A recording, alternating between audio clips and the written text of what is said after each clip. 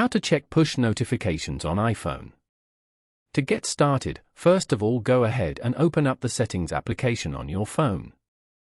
Once you're here, scroll down until you find the General option and tap on it. Inside the General menu, scroll down a bit and tap on Background App Refresh. This feature allows suspended apps to check for updates and new content in the background. Again, tap on Background App Refresh option at the very top as shown. Change the settings from off to Wi-Fi and cellular data. Below the main setting, you can check a detailed list of all your apps. Each app with a toggle enabled has permission to refresh its content, which is essential for receiving timely push notifications.